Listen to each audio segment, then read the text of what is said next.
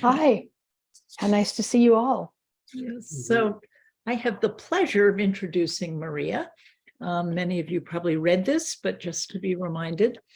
So Maria Mangini has written extensively on the impact of psychedelic experiences in shaping the lives of her contemporaries and has worked closely with many of the most distinguished investigators in this field.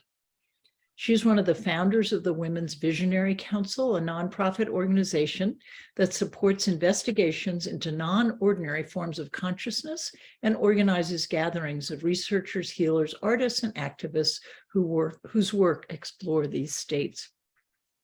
She's professor emerita in the School of Science, Allied Health, and Nursing at Holy Names University, and a visiting scholar at the Berkeley Center for the Science of Psychedelics.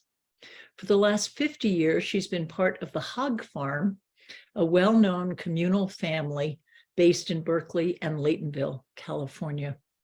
And I've had the pleasure of getting to know Maria over the last however many years, mostly through the CPTR, but just in this world in general, and so admire the wisdom and knowledge that she brings to this field. And she's really lived this field for a long, long time. So we'll bring that to us and share it with us today. So thank you so much, Maria, for being with us. Well, I'm very happy to be here. I am actually at the ranch at the Hog Farm's property in northern Mendocino County. And we've had a partnership meeting here where all of our grandchildren were present, and they were like little petri dishes of viruses and bacteria. And I caught a cold. So no. If you have to, I don't know quite how to handle turning the microphone off because I may need to cough. So I hope you'll forgive me if that should happen. And then the other thing is I'm hoping someone will make me a host so I can share my screen. I think that's happened. But... Oh, excellent. Okay, I'll just go ahead and do that. Yes, perfect.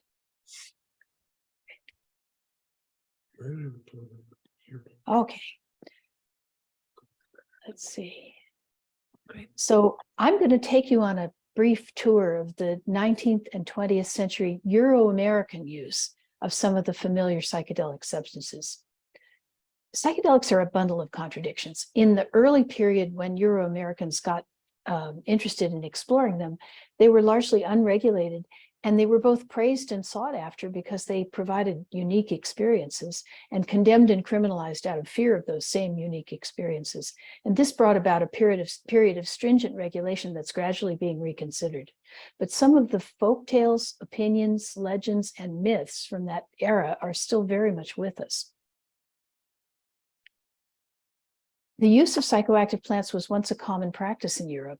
The Eleusinian mystery, for example, was a transformative ritual that took place in ancient Greece, and for almost 2,000 years, this experience, which many claim to have been a psychedelic session, was not only tolerated by ancient civilization, but celebrated by it.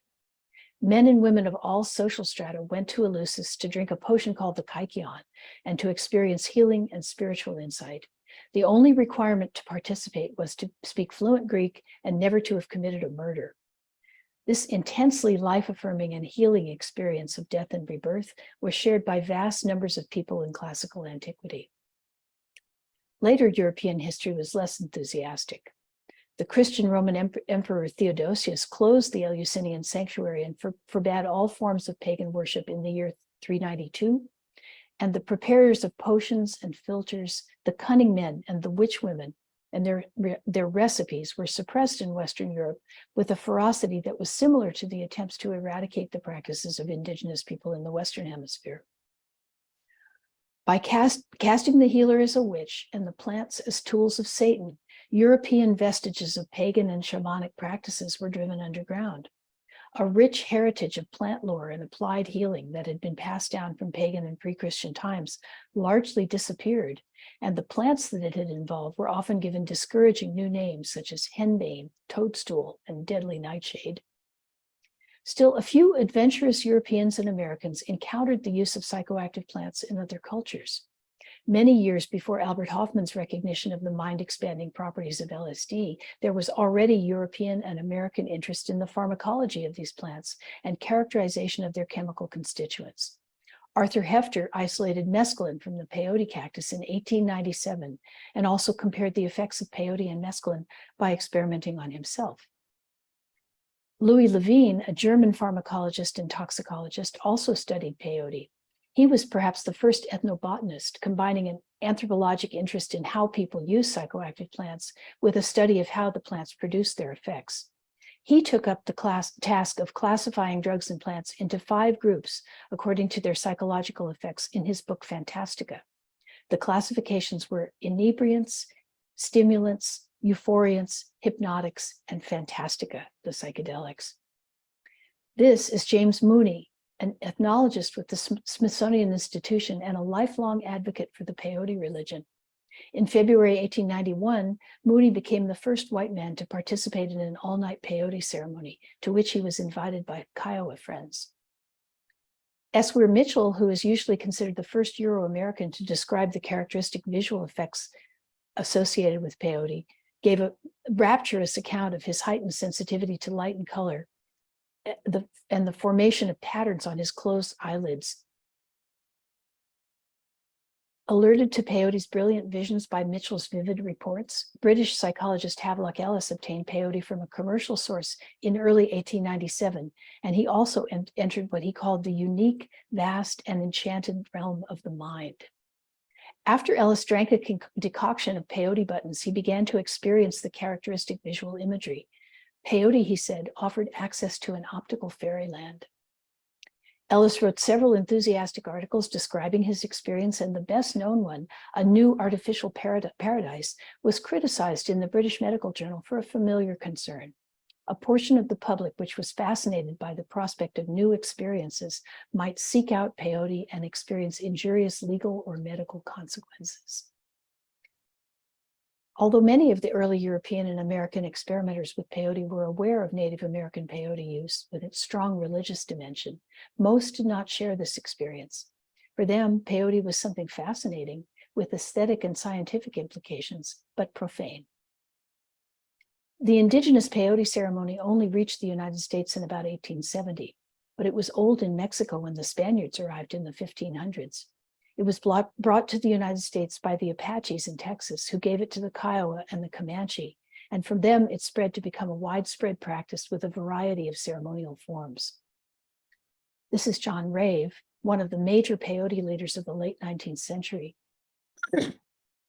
He had regained his health after participating in a peyote meeting in Oklahoma, and he introduced the peyote ceremony to the Ho-Chunk in 1893.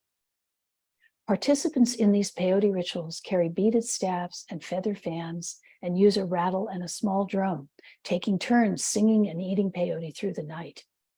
Elements of the peyote ceremony were consistent with other practices of the Ho-Chunk people, such as offering tobacco to the peyote spirit, vision experiences, and singing as an act of prayer. These are Ho-Chunk peyote leaders who were photographed in 1913. This is Quanah Parker, who had been a child captive of the Comanche and who became a war leader in the tribe. He played a major role in the adoption of Native American church rituals in Indian communities throughout the United States. Parker famously said, "The white man goes to his church house and talks about Jesus. The Indian goes to his teepee and talks to Jesus." Parker became one of the principal peyote leaders in North America, with the other being John Wilson, who is seen here. Parker used the half-moon style fireplace, and Wilson the more Christian syncretic crossfire tradition, in which several Christian elements, including readings from the Bible, baptism of new members in peyote water, and Christian symbolism at the altar, were added through vision experiences. This is Al Smith. Smith was the lead plaintiff in the Supreme Court case called Employment Division versus Smith that was decided in 1990. The issue in Smith was whether the First Amendment's free exercise clause protected participants in peyote religious ceremonies from the disapproving arm of the state. The court held that it doesn't. The Smith opinion evoked widespread disgust and led Congress to enact not one but 2 statutes to repudiate it. Ironically, the drafters of the first law excluded one key religious group, the Native American Church. Peyote, the sponsors thought, was too controversial. Native Americans and the mainstream religious community worked together to get another statute passed, and the 1994 amendments to the American Indian Religious Freedom Act provide that the use, possession, or transportation of peyote by an Indian who uses peyote in a traditional manner for bona fide ceremonial purposes in connection with a practice of a traditional Indian religion is lawful and shall not be prohibited by the United States or by any state. This picture was taken in February 2016, and it shows the official representatives of the National Council of Native American Churches who were meeting in Laredo, Texas to discuss, among other business matters, the proliferation of organizations appropriating the name Native American Church. According to the National Council, other organizations comprised of non-Native people have claimed that cannabis, ayahuasca, and other substances are part of Native American church theology and practice. The member organizations of the National Council signed a statement to make it publicly known that they don't condone these activities and that the only plant that serves as a Native American church sacrament is peyote. This is Mabel Ganson Evans Dodge Stern Lujan. She was a wealthy American patron of the arts. She was a member of the Greenwich Village Avant-Garde, and she became interested in peyote in the early 20th century. Her memoirs describe her several marriages, her many affairs with both women and men, and her ultimate feeling of being nobody in herself, despite years of psychoanalysis and a luxurious lifestyle on 2 continents among the leading literary, art, political, and intellectual personalities of her day. She also gave some of the first accounts of peyote experiences in white America.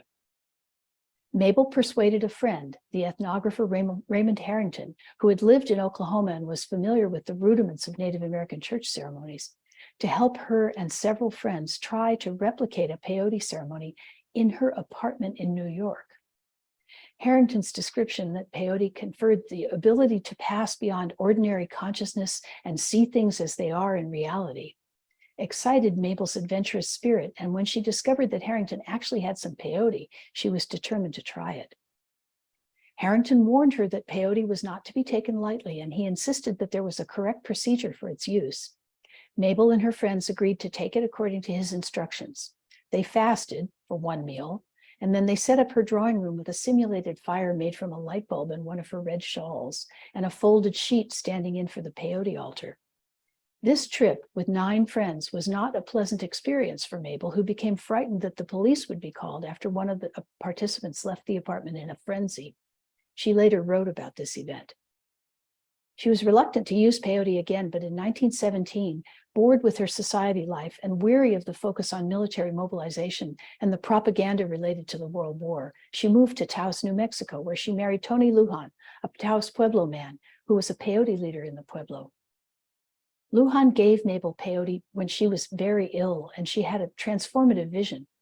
She wrote a poetic and evocative account of her experience in which she said that the whole universe fell into place for her, and she used the term expansion of consciousness long before it was to become idiomatic some 40 years later. Peyote, however, became a contentious issue in her marriage to Tony Lujan. Despite her own direct experience, she insisted that Lujan give up peyote use, and along with other instances of meddling in Pueblo affairs, she opposed the inclusion of peyote leaders whom she described as drug addicts in the Pueblo government. She lobbied her society contacts to encourage the prosecution of peyote users and to support the enactment of a federal law prohibiting peyote use. A wealth of outraged expert knowledge from both anthropologists and peyote users from Oklahoma to Montana opposed this legislation, and it was quietly dropped. When the psychoactive properties of LSD became known in 1943, the therapeutic potential of psychedelic drugs was the subject of speculation, study, and controversy on a much wider scale. LSD's exceptionally high activity, corresponding to that of endogenous trace substances that affect mental states, suggested the possibility of psychotherapeutic use to its earliest researchers. Albert Hoffman's reports of his self-experiments and Arthur Stoll's early systematic description of LSD-induced mental states were followed by more than 1,000 reports of therapeutic experimentation with LSD and related substances, encompassing some 40,000 patients. Some of the earliest psychedelic experimenters, including Humphrey Osmond, who's seen here as a young man, originally had difficulty categorizing the nature of the psychedelic experience. In the early 1950s, there were three theories of the effects of mescaline and LSD. They were variously described as deliriants, which provoked a toxic delirium, psychotomimetics, which caused an artificial state similar to the experience of a psychotic break, or psycholytics, with which the subject could recall repressed memories and other unconscious material. In 1952, in Western Canada, Osmond and Raymond Smithies were engaged in a series of studies on schizophrenia involving the use of mescaline and LSD.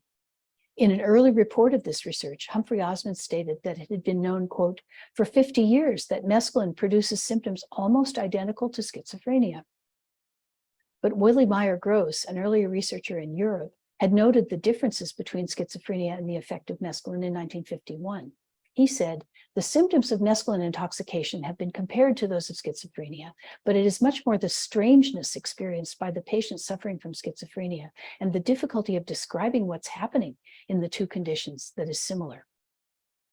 Because alcoholics who had experienced the agitation, confusion, disorientation, and visual and auditory hallucinations of the delirium treatments were sometimes noted to hit bottom, an experience of surrender that's often considered to be the key to beginning recovery from alcoholism, Abram Hoffer, who's seen here as a young man in his lab, and Humphrey Osmond wondered if a similar experience with what they originally thought of as psychotomimetic drugs, therapeutically induced, would help alcoholics to stay sober.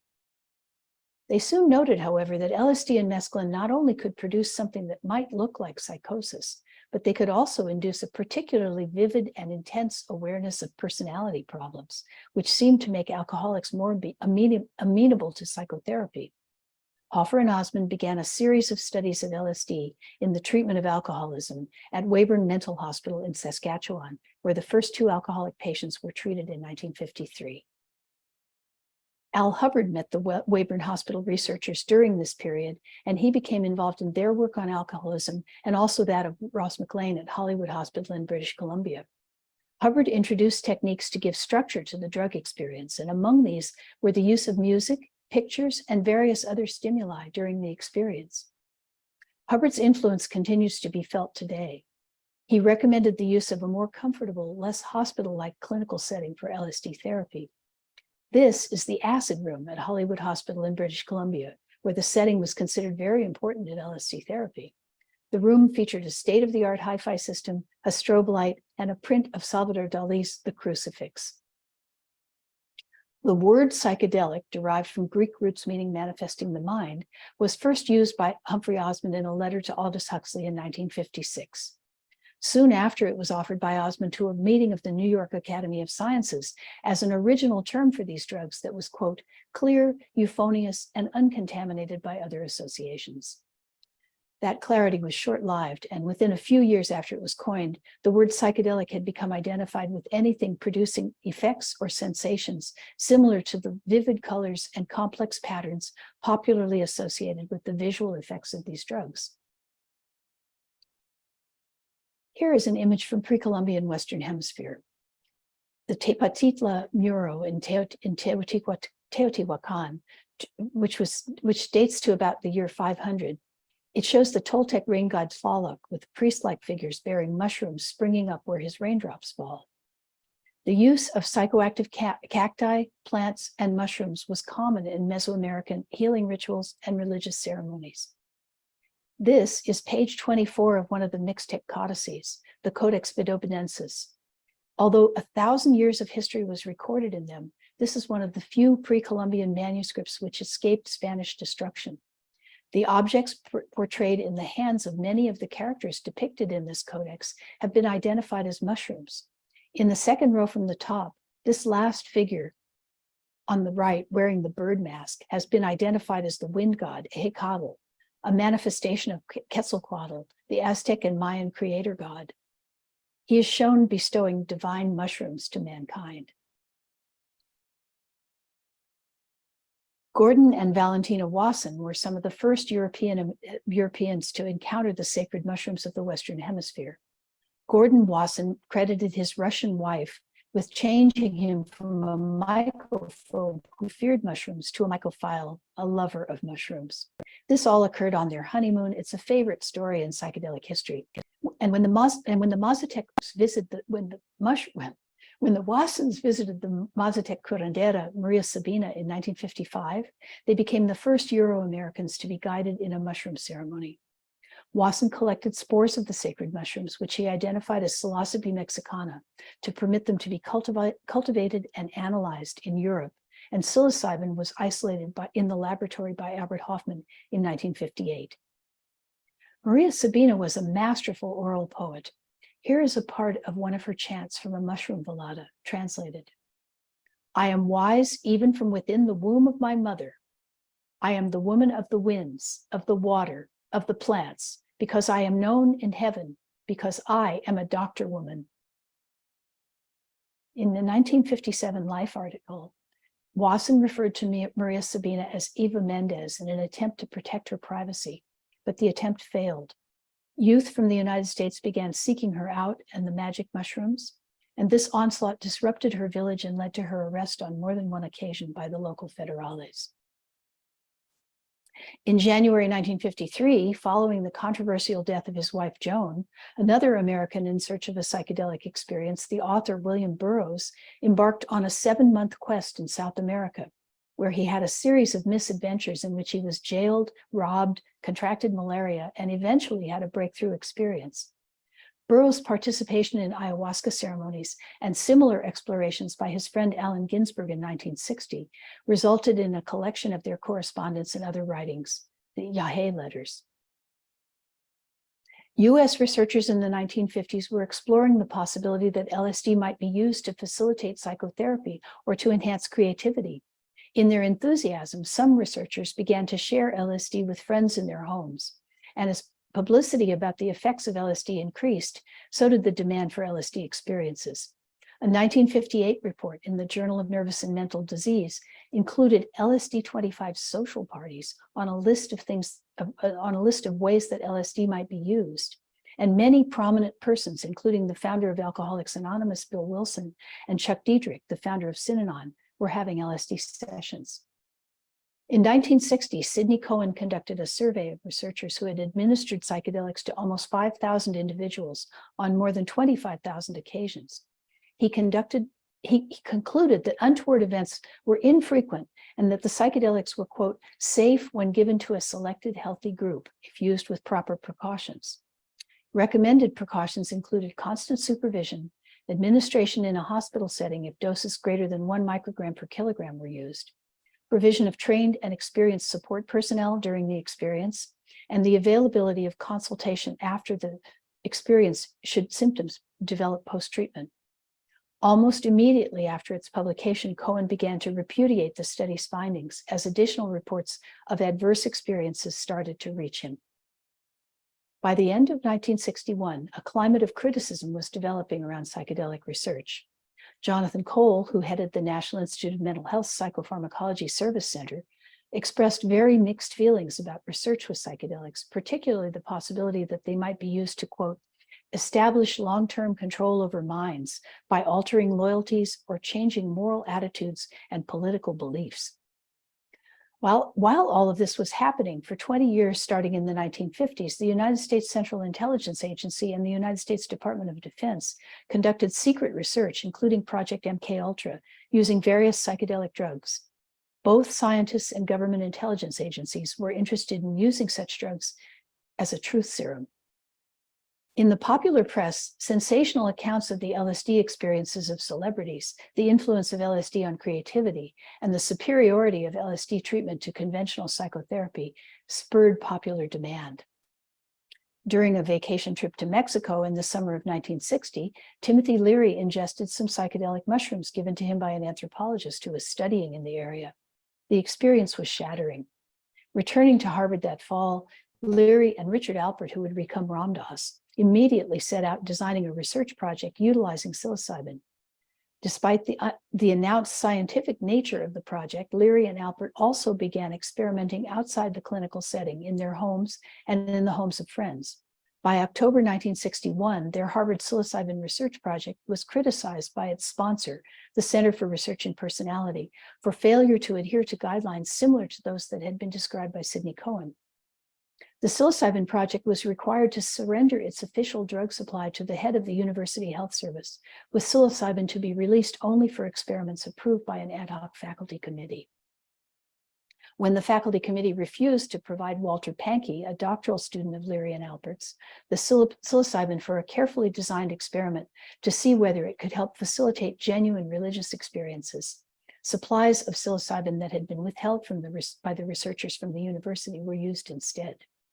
On April 20th, 1962, Pankey conducted the Good Friday experiment as part of his PhD thesis in religion and society. In it, 10 graduate divinity student volunteers were given 30 milligrams of psilocybin and 10 were given niacin as an active placebo during a Good Friday service in Marsh Chapel. 9 out of 10 of the experimental students reported religious or mystical experience, while only 1 of 10 in the placebo group reported the same.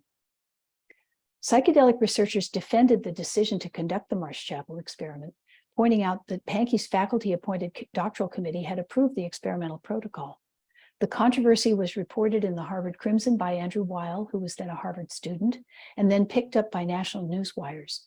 Later follow-up studies, however, criticized the Marsh Chapel experiment for failure to report some adverse experiences, but they confirmed the results and the thesis that primary religious experience could be occasioned by using psychedelic drugs in a religious setting.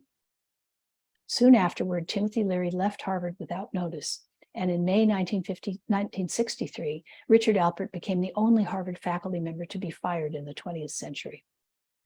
What was needed was a non-university context for their psychedelic research, and Leary, Alpert, and other members of the Harvard Psilocybin Project established the International Foundation for Internal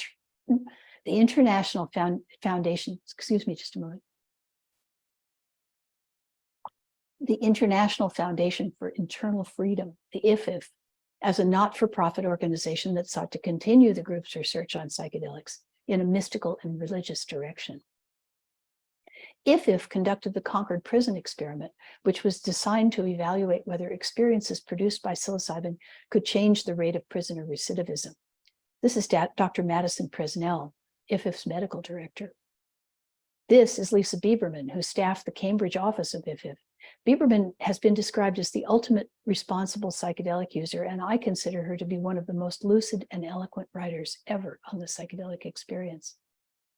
Bieberman's ideas about psychedelics were excellent, and they remain relevant to new and continuing users of psychedelics more than 50 years after she wrote them. She felt that those who took psychedelics had a responsibility to be as open about their use as possible.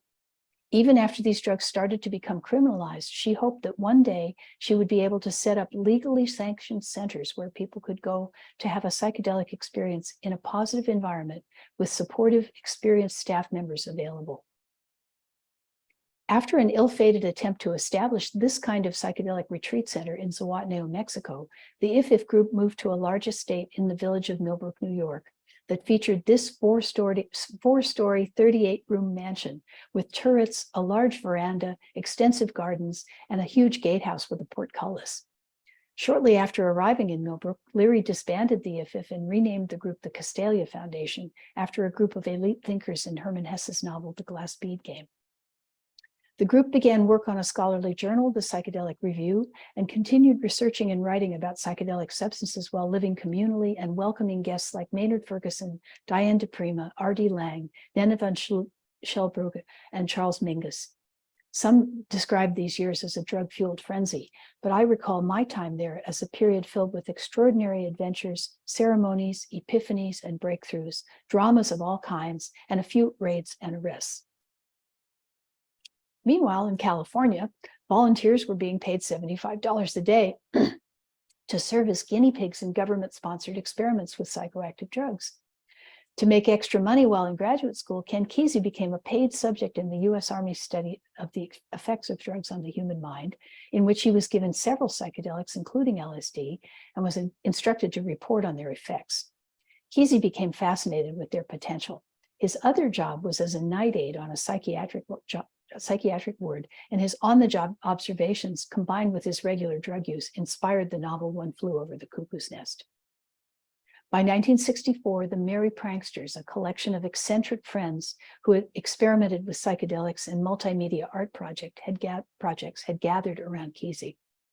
The Pranksters were a group of writers, artists, philosophers, musicians, scholars, and spiritual leaders who embraced creativity, individuality, and mind-altering substances in the hope of spreading their philosophy of love, peace, and rock and roll. That year, Kesey and the Pranksters traveled across the United States on a colorfully painted converted school bus that they named Further. Published in 1968, The Electric Kool-Aid Acid Test is Tom Wolfe's quintessential account of the Merry Pranksters' cross-country expedition from Palo Alto to New York and back, freaking freely, evading cops, and reaching out to go higher and further. By 1962, the illicit use of LSD was rapidly increasing. The Journal of the American Medical Association published an article describing a, quote, increasing number of untoward events in connection with LSD-25 administration and abuse of the euphoriant property of LSD by marketing it as an item of underworld traffic. The authors foresaw that the problems that could occur after inexpert or casual experimentation would serve to further complicate the research environment. Ruefully, they noted that when undesirable reactions and sensational publicity become associated with the drug, competent investigators are inclined to avoid participating in the careful, thoughtful studies that are necessary to evaluate it properly. Until December of 1962, anyone could order LSD, psilocybin, or mescaline by submitting to Sandoz a signed statement that the person ordering had the training and facilities to conduct research.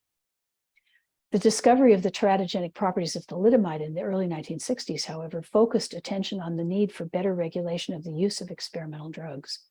A special application for permission to use substances that were classified as investigational new drugs was instituted in 1963. Despite the fact that they'd been studied for almost 2 decades and had been the subject of more than 1,000 English language articles, several of the psychedelics fell under this classification. A flurry of articles about LSD appeared in popular periodicals during 1963 until, as Abram Hoffer suggested, it was, quote, hardly likely that any literate citizen has not heard something about it. The Ladies' Home Journal ran an article on instant happiness. Time described the spiritual experiences reported by the users of psilocybin, LSD, and peyote as instant mysticism. And Cosmopolitan reported that, quote, suddenly LSD has become the sophisticated fun thing to try around the smart set, the fast set, and the beat set. And if you haven't got a buddy who can run down to his friendly neighborhood LSD bootlegger and buy an ampule of those little blue pills, you are simply not in, my friend. As the drug's official sponsor, Sandoz began in 1963 to restrict U.S. distribution of LSD to federally approved research programs. Private therapists without institutional affiliations were not included in the list of approved researchers for whom Sandoz would act as the IND application sponsor, and the FDA instructed Sandoz not to share the results of its completed phase 1 tests. Unlike the neighborhood bootlegger, most therapists and clinics were unable to obtain the psychedelics as they couldn't afford the time and expense to repeat the previous phase 1 trials. Some therapists continued to do psychedelic work with their patients, but the patients had to obtain their own drugs on the black market. Other therapists were forced to discontinue their work because of problems with funding. The International Foundation for Advanced Study in Menlo Park, for example, closed in 1964 because the fee of $650 per person per session was not enough to cover costs, and hope for federal financial support was not forthcoming. And these are some of the participants in the International Foundation for Advanced Study, taken rather later than 1964. The poet Mary Bernard was the author of an elegantly written and perceptive essay about the magical and sacred plants, which appeared in the American Scholar, the magazine of the Phi Beta Kappa Society, also in 1963. Bernard believed that the magic plants in many myths are not imaginary, and that the food of occult knowledge is not a fiction. She pointed out that in many firsthand descriptions of shamanic performances, we're told that the shaman takes something to encourage or facilitate healing, divination, or prophecy, but we're not told what it is that they take. Bernard suggested that this gap in understanding is due to a mixture of the shaman's reluctance to reveal sacred and secret knowledge and to early observers' tendencies to see shamanic practice as satanic if they were religious people and as theatrical hokum if they were skeptics. On the contrary, she said, the mythological golden apples and other elixirs, barks, roots, leaves, and ambrosias have their origins in real plants, and talking plants really do impart occult knowledge. She predicted the development of a field which she called theobotany, which would be the study of sacred plants as, quote, vehicles for a special kind of experience adaptable to the use of most religions that acknowledge an other world and permit its exploration. Other perspectives on the subject were destined to prevail. About the same time, the editor of the Archives of General Psychiatry, Roy Grinker, claimed in an editorial that, quote, latent psychotics are disintegrating under the influence of even a single dose. Long continued LSD experiments are subtly creating a psychopathology. Psychic addiction is being developed, and all of this necessitated greater controls on LSD. This editorial by Grinker, who never published any work on LSD and was, according to Abram Hoffer, uncontaminated by any firsthand experience with it, subsequently became a primary reference on the severity of the LSD problem. In March 1964, an article in the Journal of the American Medical Association likened the psychotomimetics to the broom of the sorcerer's apprentice in that they'd walked out of the laboratory and turned on their researchers, and maintained that, quote, rather than being the subject of careful scientific inquiry, these agents had become invested with an aura of magic. In another widely cited editorial, Dana Farnsworth of the Harvard University Health Service suggested that in the JAMA that the, quote, use of hallucinogens will prepare individuals to move up to other and more powerful drugs such as morphine or heroin. And he described the psychedelics as substances which, quote, have the power to damage the individual psyche and indeed to cripple it for life. In an era of racial tension, urban riots, and growing divisiveness about the war in Southeast Asia, the chair of the New Jersey Drug Study Commission sued to prevent popular magazines from publishing articles about LSD use, claiming that the psychedelic drugs were the greatest problem then afflicting America. President Lyndon Johnson attacked LSD in his 1968 State of the Union message. Gubernatorial candidate Ronald Reagan and then first-term Governor Jerry Brown vied in California for the toughest anti-LSD position. Several congressional committees held hearings on various aspects of the emerging LSD problem. In a Senate committee chaired by Robert Kennedy, every medical doctor and every LSD researcher who testified discouraged making simple possession of LSD a crime. Kennedy, whose wife Ethel had benefited dramatically from LSD therapy under Ross McLean in Canada, was in favor of more research, especially in the area of mental health. Representative George H.W. Bush of Texas was the first member of Congress to go on record with the committee in favor of making possession illegal and penalties stiffer, and his position prevailed, supported by the testimony of sheriffs, chiefs of police, and persons identified as, quote, concerned with the promotion of juvenile decency. Popular federal and state laws were enacted against possession for personal use, as well as for manufacture or sale. Forbidden fruit, however, tends to be picked without oversight. Although research was effectively dismantled by the new laws, large numbers of adolescents and young adults perpetuated the exploration of the nature and outcomes of psychedelic experience in unsupervised self-experimentation. Psychedelic emergencies occurring among the early self-experimenters were at rates far in excess of those observed in supervised research or in therapeutic settings. During what the New York Times called an LSD spree, Stephen Kessler was accused of stabbing the mother of his estranged wife on April 11, 1967. At the time of his arrest, Kessler was reported to have dazedly inquired about what he might have done and claimed amnesia after, quote, flying for 3 days on LSD. Sensational news of the, quote, first known LSD murderer finally convinced Sandoz Pharmaceuticals, which was already reluctant to continue to sponsor investigations of its psychedelic chemicals in the face of increasing legal regulation, to stop distributing LSD and psilocybin and to recall all the supplies that the company had provided to researchers. It also provided a horrifying story about the potential of psychedelic drugs to cause harm, which was widely cited for years afterward. At Kessler's trial in the fall of 1967, he claimed to have taken doses of 10 to 50 micrograms of LSD on a total of 5 occasions, but he did not actually claim to have taken any LSD for more than a month before the murder. On the 2 days before the murder, Kessler had taken 1.5 grains of pentobarbital and drunk 3 quarts of laboratory alcohol cut with water. A psychiatrist who had examined him after his arrest, however, said that he might have taken more recent doses of LSD, which he could not remember. Kessler was found not guilty by reason of insanity because of his history of paranoid schizophrenia, for which he'd previously been hospitalized twice at Bellevue. But because of its notoriety, the Kessler case has been analyzed by legal and medical scholars as an example of the LSD defense. Forensic psychiatrists have refuted claims of LSD-induced amnesia for events of a violent or dramatic nature, and suggested instead that defendants and trial attorneys might make such claims solely as a courtroom tactic. On October 4th, 1969, Diane Linkletter, the youngest daughter of radio and television personality Art Linkletter, died after jumping from her 6th-floor apartment. Her father held a press conference the day after her death in which he claimed that rather than being a suicide, Diane was, quote, murdered by the people who manufacture and sell LSD.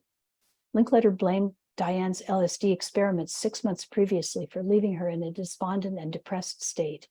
Not mentioned was her annulled teenage marriage, which the family had wanted kept quiet, nor the suicide 3 months prior to Diane's death of her brother-in-law, the husband of her eldest sister, Dawn. A personal friend of then-President Richard Nixon, Linkletter was invited to Washington 2 weeks after his daughter's death to brainstorm about new anti-drug legislation. Diane's death was an ideal vehicle for gathering support for a bill that Nixon was planning on sending to Congress anyway, the war on drugs. The scheduling of drugs, according to their potential for abuse and their usefulness as medicines, was to become part of the Bureau of Narcotics and Dangerous Drugs responsibilities under the Justice Department. The potential of the psychedelics to cause direct physical harm was exaggerated and in some cases fabricated in the hope that fear of unpredictable physical consequences would limit their attractiveness. In May 1967, the Los Angeles Times published the first report of, quote, permanent impairment of vision as a result of staring at the sun while under the influence of LSD. No follow-up studies were done, but the story did resurface in Pennsylvania 8 months later. This time, the source was Norman Yoder, commissioner of the Office of the Blind for Pennsylvania, who had heard the original story when he attended a lecture on the dangers of LSD several months earlier. When the FDA sought to identify and prosecute the supplier of the LSD that the students had taken, Commissioner Yoder admitted that he'd made up the story due to concern over illegal use of LSD by children. Not only humans were thought to be at risk from adverse psychedelic effects, and in a famous experiment, the details of which are still being debated, Tusco, a 7,000-pound male Indian elephant, was claimed to have, quote, died from an overdose of LSD, providing another sensational news feature with more than one possible interpretation. During an attempt to study mus, a form of cyclic elephant madness, a group of researchers headed by Louis Jolyon West shot Tusco with a hypodermic dart containing a very large dose of LSD. The dose given may have been orders of magnitude too high. West's report of the incident speculated that elephants might be uniquely sensitive to LSD and suggested the possibility of its use for animal control work. Debate about whether LSD actually was the cause of Tusco's death continues almost 60 years later. During this period, widespread concerns were also voiced about the impact of drug experiences on the productivity and stability of young people who were influenced by psychedelics. The fearful question on the minds of spokespeople for the parental generation was whether these disaffiliated and deranged youngsters would ever be able to take up the responsibilities of adulthood and the reins of government, business, and community participation in the future. Fears that psychedelics might corrupt youth, induce psychosis, harm elephants, or lead to unpredictable social consequences were eclipsed by reports of damage to human chromosomes caused by LSD. Maimon Cohen, a geneticist from SUNY Buffalo, became interested in the possible deleterious effects of LSD during a short visit to the Haight-Ashbury while attending a medical meeting in 1966. Horrified by what he saw, he determined that he would discover a medical reason compelling enough to stop young people from trying LSD. In March 1967, Cohen and his associates published their first report of the frequencies of chromosome breaks in cultures of human leukocytes after exposure in vitro to various concentrations of LSD. At the time that their work was first published, Cohen had given several interviews describing his team's work in which he claimed that, quote, "Our rationale was to show that LSD isn't as innocuous as people believe." Despite this display of bias, few questioned the objectivity of his observations, and Cohen's findings of in vitro chromosome damage were immediately extrapolated to a potential for teratogenic effects in vivo. They were quickly and widely reported in the popular press, and the March of Dimes mounted an anti-LSD campaign. McCall's advertised an article on chromosome damage with a picture of a dismembered baby. The report, "LSD, Danger to Unborn Babies," actually cast doubt on the validity of Cohen's findings and appropriately advised against the casual use of any medication during pregnancy. A Saturday Evening Post story, "The Hidden Evils of LSD," claimed that new research had found that LSD was causing genetic damage that threatens to pose a threat of havoc now and appalling consequences for generations yet unborn, and said that if you take LSD even once, your children may be born malformed or retarded. It's possible that the social utility of Cohen's chromosome studies contributed to their rapid dissemination. National Institutes of Health was so concerned about these findings that it encouraged new research on chromosome damage, and more than 60 studies in this area were completed in the next 5 years. Others were not as quick to accept Cohen's conclusions, however, and questioned the teratogenicity of LSD, pointing out that multiple chemicals are known to produce chromosome breakage in cultured cells. Because of the curtailment of research on LSD with human subjects, very few subsequent studies provide data on possible chromosome damage in humans. And research in animal models has continued to support the consensus that LSD is not teratogenic nor oncogenic, that it is, if at all, at most, a weak mutagen. By 1966, LSD had been outlawed in California, and shortly after that, the remaining states and many countries followed suit. On October 24th, 1968, the possession of LSD was illegal in the United States. And in 1970, LSD was listed by Congress as a Schedule I substance, meaning that it has no recognized medicinal nor therapeutic use. The placement of psychedelic drugs in Schedule I occurred during a time of fear, political concern, and misinformation about psychedelic substances that led to establishing substantial barriers impeding their research and potential clinical use. And it's a privilege to talk to a group like this, which is doing such a lot of important work to help to turn that misinformation and disinformation around. So thank you very much for letting me talk to you today.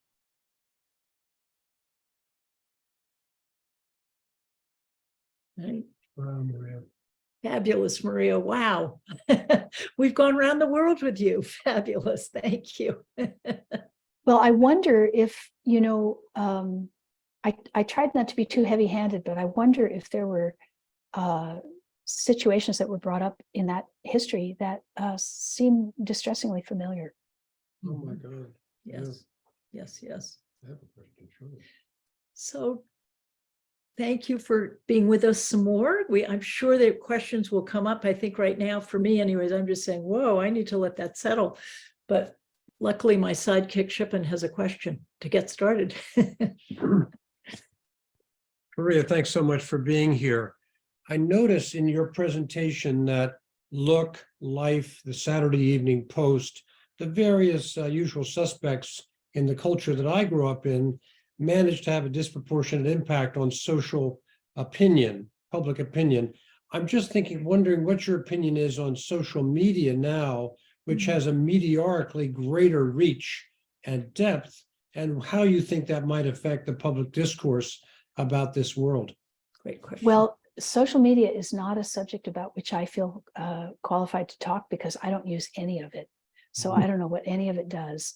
But I will tell you that the media of the time, and particularly Time Life, but other publications certainly, but Time Life which were owned by the Luces, Henry Luce and Claire Booth Luce, they were Claire Booth Luce more than Henry Luce was definitely a psychedelic experimenter and had experiences that she perceived to be productive. And she was also, I believe she was a member of the Republican National Committee, and she was certainly an intimate of Nixon, but she also had this entree into a group of what she herself described as elite friends: Christopher Isherwood, Aldous Huxley, you know, the intellectual and philosophic group that had started experimenting with LSD at that time.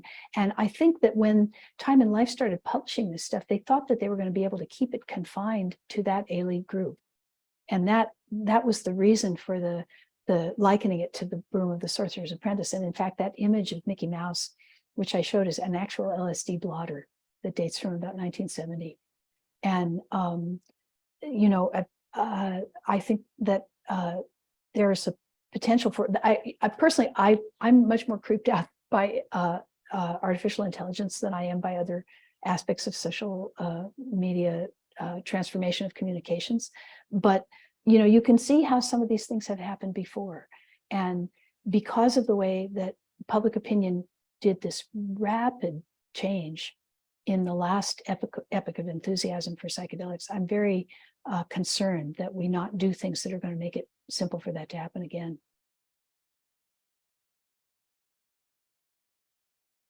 Thank you. Just one reminder, Sherry, could you please put in the chat the references that Maria sent us, the papers to read, if you're interested in the history? Yes, specifically, you know, sort of related to what I was just saying is Novak's paper about, which is called LSD Before Leary.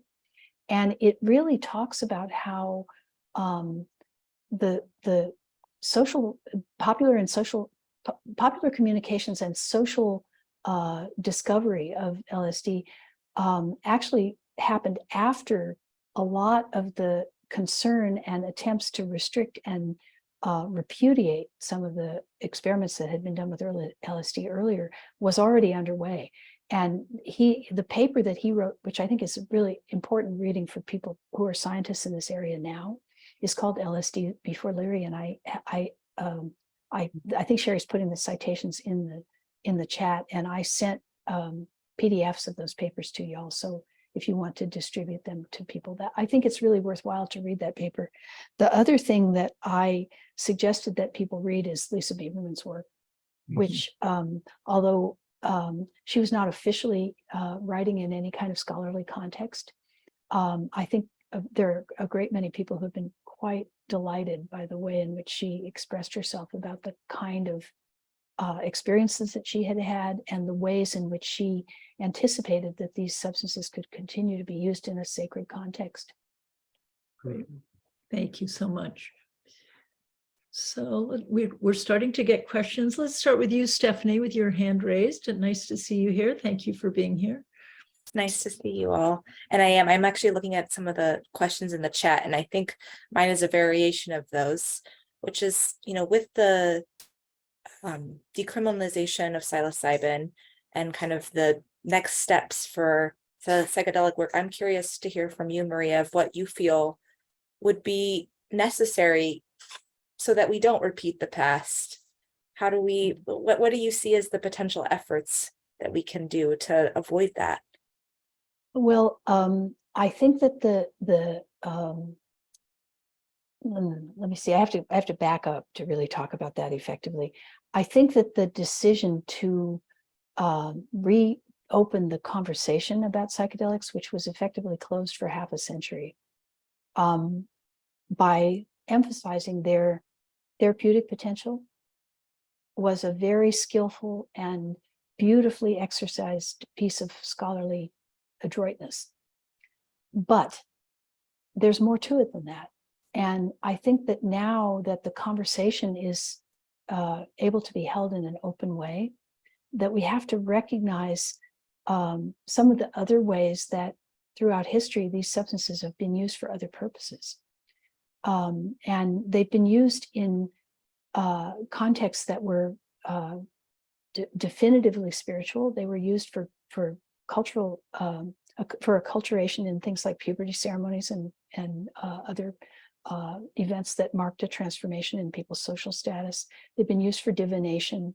They've been used for a lot of different things. And I think that it would be helpful if we had an equally vigorous cadre of people who were seeking to explore those areas and bring them forward into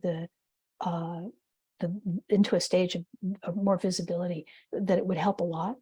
I also heard, when I was just listening to people check in at this meeting, several people mentioned that, for example, the idea of family use, like I think this was particularly in the case with people who are at the end of life.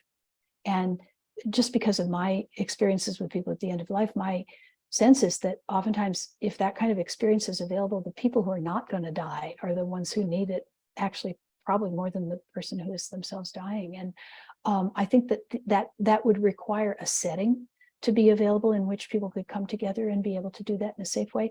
Many of these are ideas that people had in the last century, and the whole project got shut down before people could really work to develop them very far.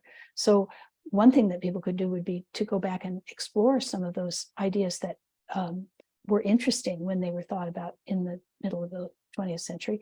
Another one is, Izumi, the architect who did those studies about how people respond to the way in which you paint and structure the physical settings in which mental health care is provided, and other problem-solving experimentation that was done with LSD for creativity. I think it would be a fascinating subject for people to go back and get more into that and do more of that.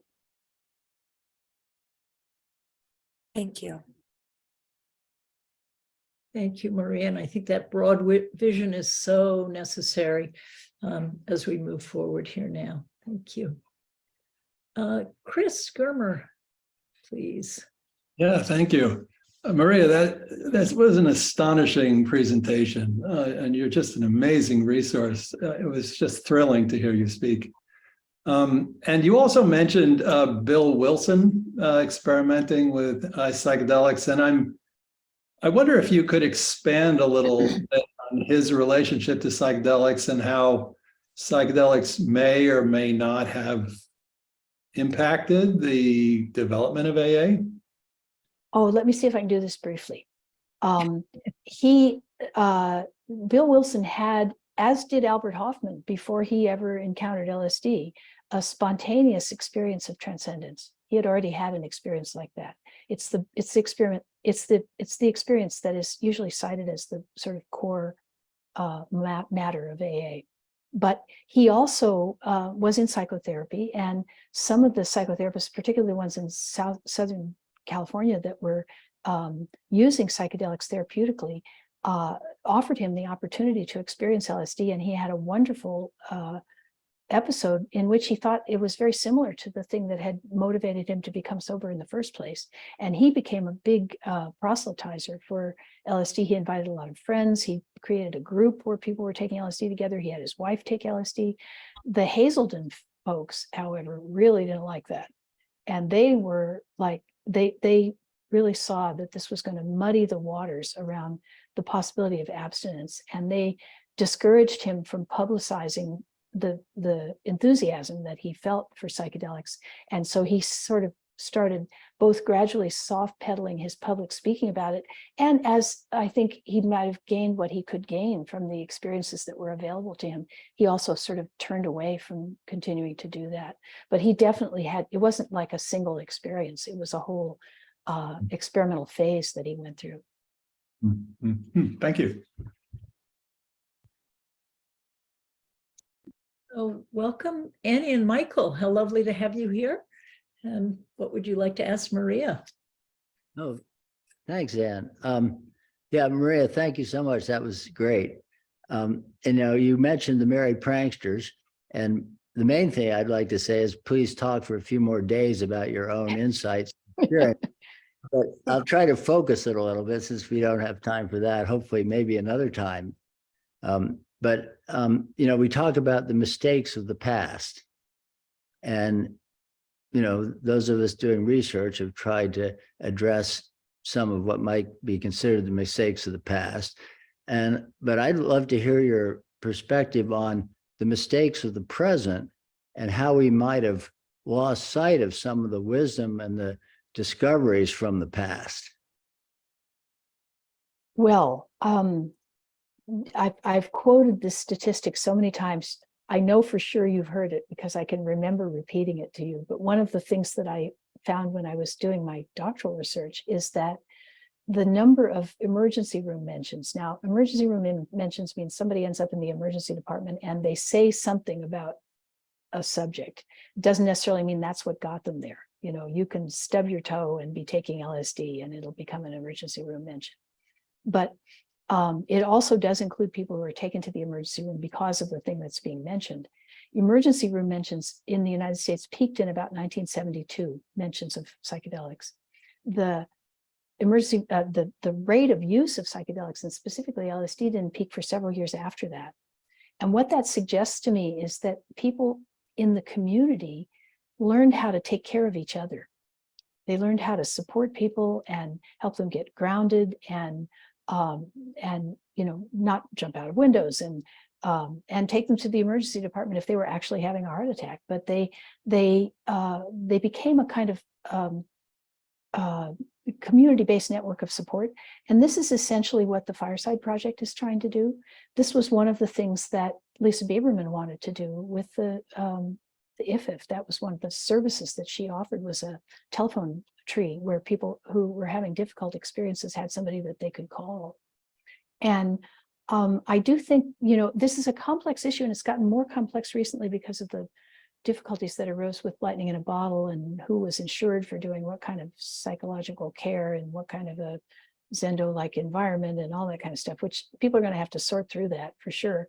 But I do worry a little bit that this is the capacity of grassroots, what I guess we now call facilitators, to be useful in this situation is underestimated. And that there are a lot of people, often people who have some kind of chaplaincy function in their work, who are really good support people for this kind of thing. And I think Lisa Biberman had a good point when she said people need to be as public as possible with their experiences, because people have to know who to go to if they're having difficulty.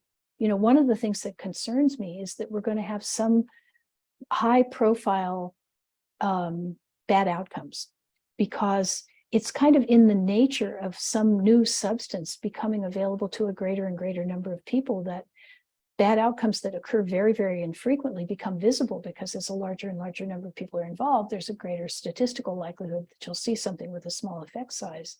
So we're going to see some bad outcomes just because so many people are trying this stuff.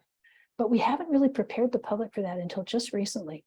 We're just now beginning to acknowledge that there might be some adverse reactions, there might be some damage done to people, there might even be some deaths. And that's not any different from any new substance or procedure or any other kind of potion that goes on the market. And another thing that's just really just started to occur to me recently is damage to providers.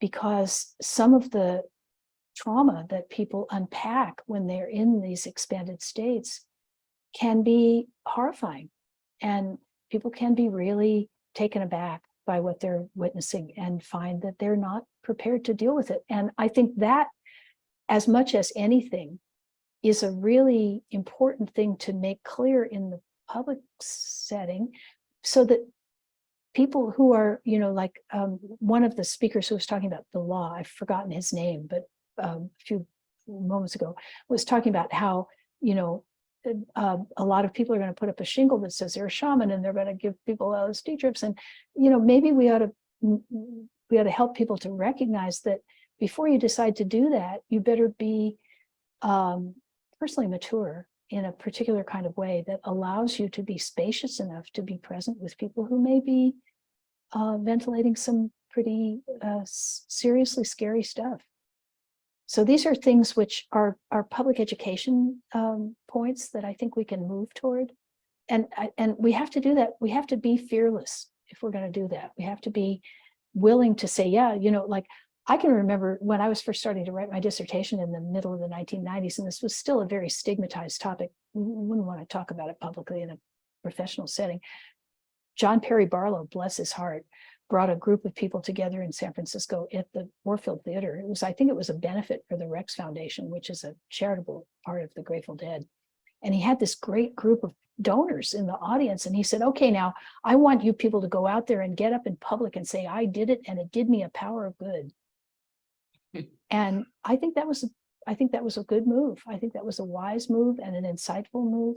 And I think that we can do that now, but the standing up for the positive potential of these substances is well covered. I think we also have to stand up for the negative potential. And I think that that's more difficult to cover. Yeah, thanks. I certainly think that's true. Also, I mean, on the other side, certainly we were very naive about a lot of things in the 60s and 70s, but there was a lot more talk about love and community and a lot less talk about the DSM and psychological measures. And I'm thinking maybe we need to make sure we don't lose the love and community part now as we approach more of the medical part. So thank you. Without sort of bragging on my personal family and personal history too much, I would say that, you know, where I am right now, I wish I could turn this computer around and you could see my garden. In fact, I might even do it. I'm at the Black Oak Ranch, which is the place where the hog farm, which is an offshoot of the Pranksters, settled in 1982. And we have an incredibly beautiful place. We're on 800 acres of beautiful California riparian woodland. And we've been able to do that because of insights that came to us in psychedelic experiences about how we would do better if we supported one another, and how certain kinds of competitiveness among ourselves were not very productive, and how certain kinds of occupations and ways of earning a living were easier to tolerate in the long term. You know, like if you do public service, you're less likely to end up where you're going to have to hold your nose to go to work. And if you look at us, we're 60 something years old as a commune, and the incremental decision making that's been influenced by centering love and community has actually not done badly for us. And it might be time for us to come out in public a little bit more so that people can see what the long-term accumulation of that intention is, because it's like nacre on a pearl. You know, it takes a while for it to get there. Beautiful, beautiful, Maria. Yes, yes, yes. Whatever we can do to help with that. Thank you. So I know that Rick Doblin is on. I suspect he's okay with listening to you for a little bit longer. We have For sure. Yeah. Hi, Rick. Hello. And I'd love to hear the questions people have too. Great. Thank you. Thank you. So we've got two more that I will honor, and I think that probably will take up our time. So let's start with Les Lampert, please. And then Florence, I'll ask you second. Thank you. Hey everyone, good to meet you. I'm finishing up my grad studies in therapy and excited to start my venture, including this industry. So Maria, it was really helpful to get a sense of the lay of the land. My question is, I saw a spiritual thread historically woven throughout your story, particularly in the indigenous people. I did hear you mention a few of the more Christian or westernized religions, you know, being Walter Pankey obviously being involved, and the Good Friday experiment being primarily Christian, and then Carl Jung having those experiences as well, though not outright said. My question is, I'm curious if you know if there's additional spiritual history related to, particularly to Christianity. I think it's fascinating that how that religion started and where it's found today, and the I'd say a rejection and quite a disconnect from that. And being a Christian, I would like to integrate these and find a lot of historical precedents for how these would integrate outside of the whisperings of some of these experiments. I'm curious if you could speak to that. Well, I don't know where to begin. First of all, there are certainly a good number of there are an almost uncountable number of spiritual traditions of which I am not a practitioner. So I try to, you know, I gave a little reportage on some Native American use of some of these substances because this was a talk about Euro-American history. And I was trying to kind of put the way that people in particularly this country experience these substances in a context that would make sense in terms of what happened after that. Mhm. But those people are the custodians of those life ways. And to find out about that, you have to go to them. And you don't, like when you think about what anthropologists do, think about what it would be like if someone knocked on your front door and said, I'm going to move in with you for 6 months and you have to feed me. And while I'm here, I'm going to ask you about your sexual practices and what you do with the placenta after babies are born, like you wouldn't go for that. And that is what anthropologists have done a lot in history. Mm. And so if you want people to share with you the deepest part of their spiritual life and social life, you have to be willing to enter into a relationship.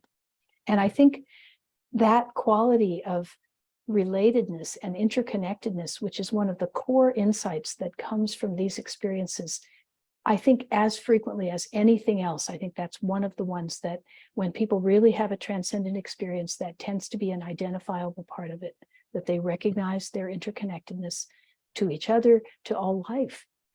That sounds an awful lot like Christian religion to me. And when you talk to any of the people who have been, widely experienced practitioners of these arts, I wish Mary Cosimano were here because she's a perfect example of this. What's Mary's message? Well, it's that love is the answer. And does that sound familiar to you as a Christian? Because it sounds familiar to me as a Roman Catholic, Yes. Thank you. That's helpful to share, and lots to chew on there. Thank you. And Mary sends her regards. She was on earlier and couldn't stay on. So Florence, could you please let us know what's on your mind?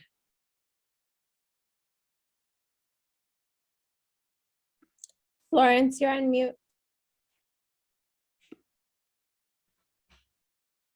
Let's see your doctorate.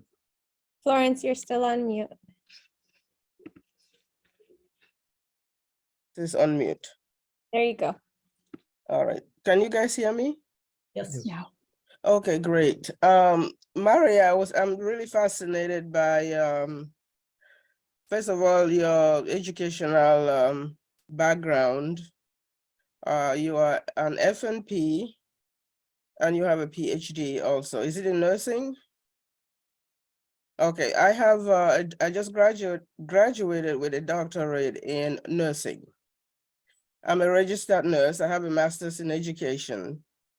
And when I went to Arizona, I wanted to start a church. I wanted to start an ayahuasca church because that was very, very fascinating to me, the experience that I had with psychedelics. So the state approved my application, but then when it came to the federal, I held back because that got so complicated. But I know in the depths of me that psychedelics is what Christians actually do need to move forward spiritually.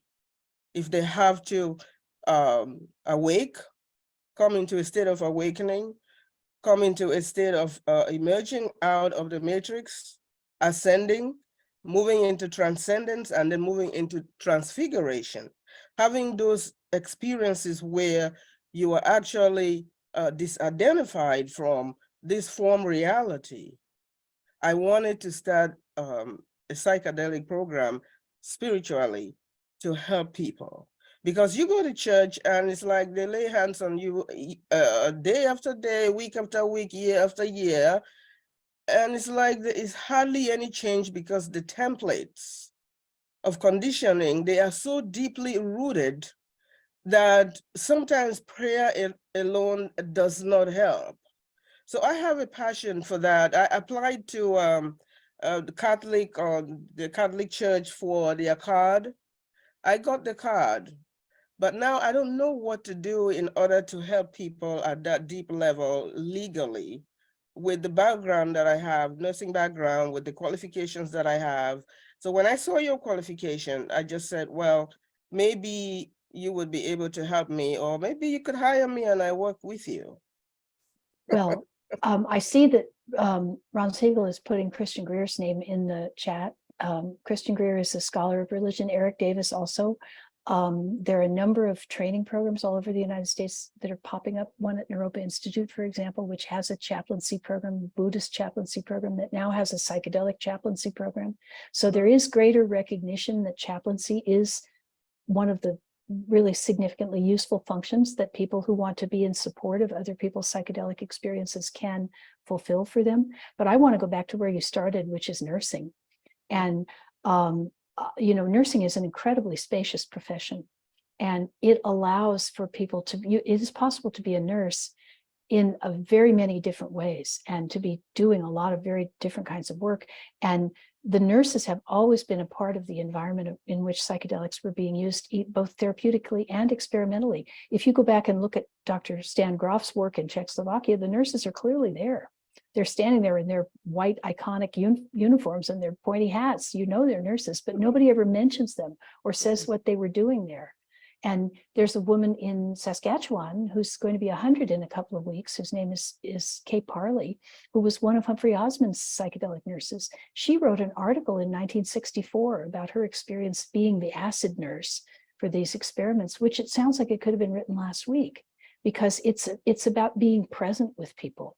And this is something I think that we excel at in nursing. It's really one of the, you just got your doctorate, you know what the 4 domain concepts of nursing are: person, health, environment, and nursing, right? Yeah, sure. Well, think about the environment. Think about what a spacious opportunity to do public action that is. Is toxic racism part of the environment? Of course it is. Is distributive justice part of the environment? These are the legitimate concerns of nurses. So the thing is, we have to stand up and claim that. We have to say nurses need to have a place at the table. We are uniquely qualified to participate in this work and to provide services to people who want to do this work. And we're right here, and we've been here for a long time. We just, we've been kind of standing in the background, and it's time to step forward and take the space that nurses really ought to be occupying. And I think you're in a very fortunate position to have a doctorate in nursing. Now, many people have tried to establish different kinds of psychedelic churches, and there are many aspects to that. One of them, I read that whole piece from the American Indian Freedom, the Religious Freedom Restoration Act, about how peyote is legal for certain circumstances for certain Native people in certain practices. The people who have struggled for years to get that into the law do not want anybody tipping that cart. They don't want the, people in law enforcement to say, well, it says here a bona fide Indian religious ceremony, and this is clearly not an Indian ceremony, so this is not, they don't want somebody to create difficulties that they've already overcome for them again. Mm-hmm. So the idea that you could create a psychedelic church, lots of people have tried that, and I do think that if your intention is to create a spiritual context in which it's acceptable to use ayahuasca, that you've probably got a lot of people way ahead of you, that a lot of that work has already been done, and you're probably closer to success with that than you would be if you were saying that you wanted to do it, say, with LSD, which other people have also tried. And I think probably because they were kind of facetious in the way that they expressed themselves, they didn't get very far with that. And this is a serious subject, and I think you're bringing up a really important possibility.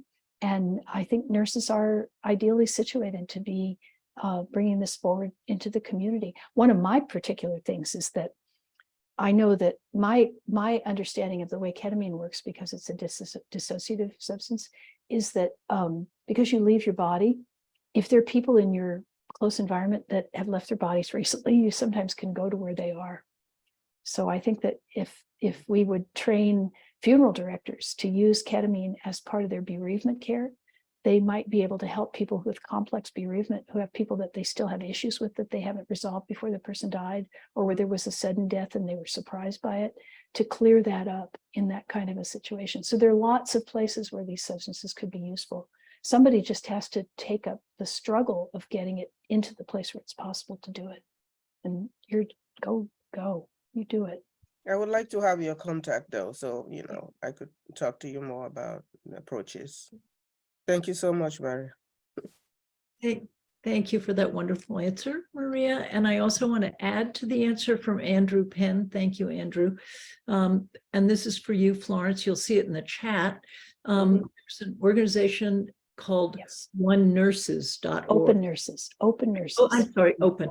Open And nurses, OPE and then nurses.org. But they're Organization, based in California, though. Well, they're open nurses all over. Oh, yeah, okay. so they'd be good to seek out. Well, I do feel like we could chat with you all day, Maria. That's right. Many, many, many thanks for all you've taught us today and the warmth and wisdom you've brought to all of us and the way you do in your life. We really appreciate it. Well, thank you so much for inviting me. Our pleasure. So now